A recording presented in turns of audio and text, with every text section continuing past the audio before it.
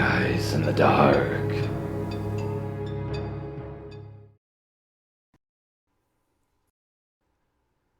I'm a female, and when I was a child, around 10 years old, my parents ran a construction business. This had several employees on the payroll at any given time, mostly to drive gravel or cement trucks for them.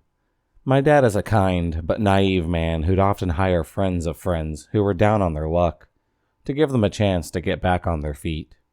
It never worked out well, because my dad somehow always gets linked up with the scrungiest of people.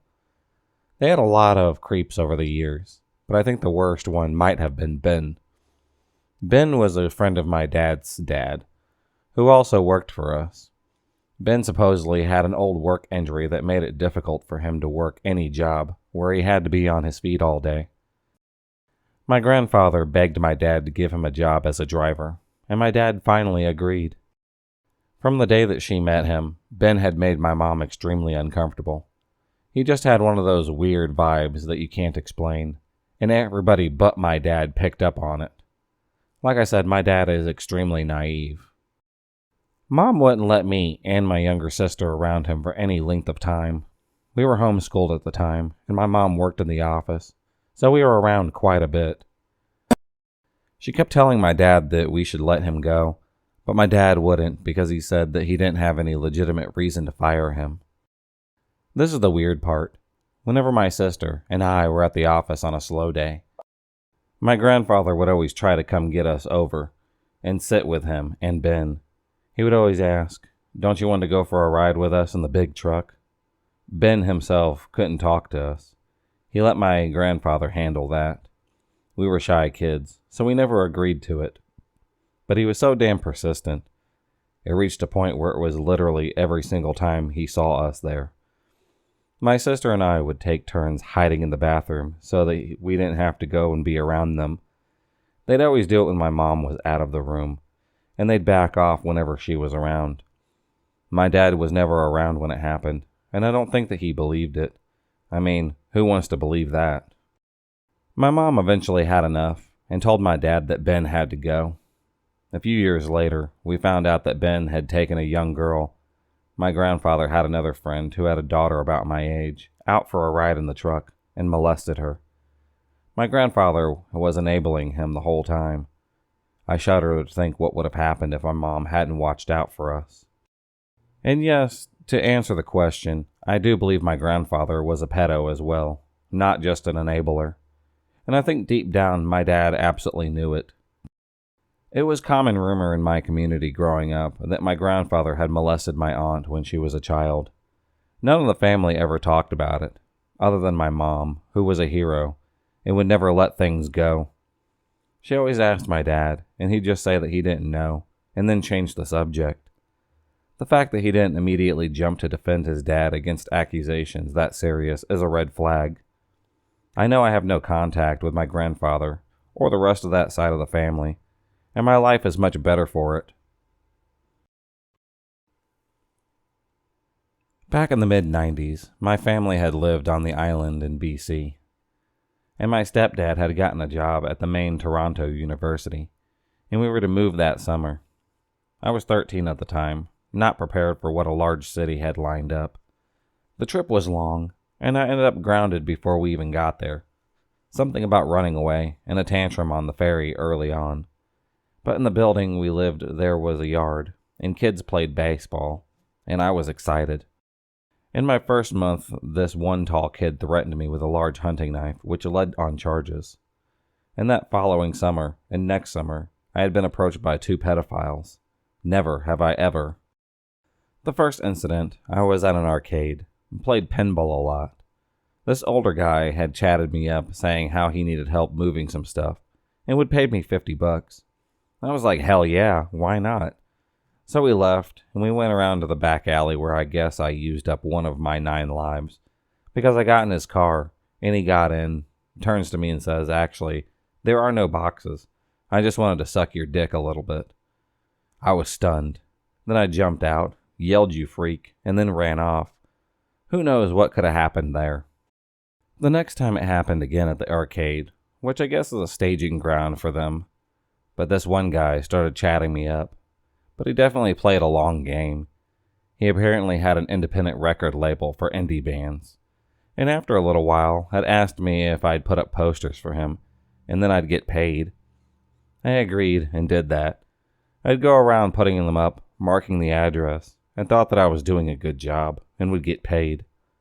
After a while, this person, we'll call Dave, would be a little friendlier, and he would ask when I was going to visit him at his place and come hang out. I was like, nah, avoided that, and he eventually found out that I played chess.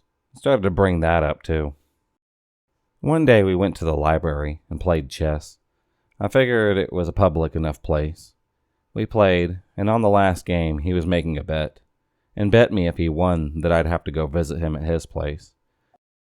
I have no idea why it was made, but in the end I managed to draw the game. After that last encounter, I distanced myself and stopped seeing him in general. For sure he was a predator, and I dodged that one. Years later, when I was 16, I got an email from him. It said how he was aware of a certain amount of internet activities and had to talk to him, especially if I wanted to be safe. I was not having any of that and responded immediately telling him that I knew he was a pedophile and that if he ever tried to talk to me or blackmail me, I was going to go to the police and tell them about him and his advances. I was scared, and he never contacted me again. But now that I'm an adult, I realize maybe I should have told the cops and hoped that no one else had to deal with that creep. So when I was about 14, I went to the store with my mother. It was mid-July, I believe. Something like that. It was a hot summer day, and we had just gone into the store. The produce aisles were right there by the door. They were really narrow, just enough room to push a shopping cart through. I was wearing shorts and a school tee. Well, this man comes in. He was in his mid-40s, really scruffy looking, gray pepper hair, kinda average weight. Well, he looks around, then at me. I didn't really pay it much attention, and was helping my mom find vegetables and stuff. Next thing I know, I feel a gust of wind hit my back. He was right behind me. He breathes down my neck and says, goddamn. Looks at my ass. Mind you, I'm 14, so I was scared and in shock.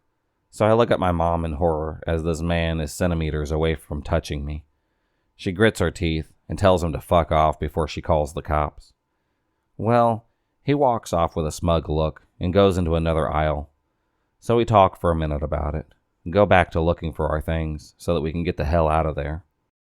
Then we look over and he's peeking at me from around the aisle. Then I look down. He was jerking off to a preteen. What the fuck? So my mom picks up a can of peas, naturally, and throws it at this man's head. It misses him because he dodges, and he books it out of the store. She called the cops, but they never got back to us, so I'm pretty sure that they never found him. Needless to say, I've been scared ever since, and no longer wear shorts or anything that shows too much skin anymore. I know I didn't do anything wrong. It was summer, hot, and I was just a kid. But it makes me feel like I was one of those people who asked for it somehow, by simply wearing shorts. I just wanted to feel comfortable that day. For my first job right out of high school, I worked at a fast food chain. None of us at the restaurant knew each other before then, but we quickly became a little group that had a great time together. Spent our minimum wage on getting drunk at house parties after work. One of these particular friends, let's call him R, was your typical awkward, funny gay friend. The type of guy that was friends with everyone.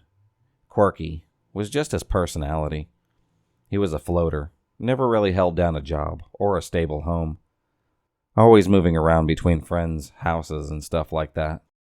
We wouldn't see R often, but we remained close and in contact, like with Facebook and Snapchat.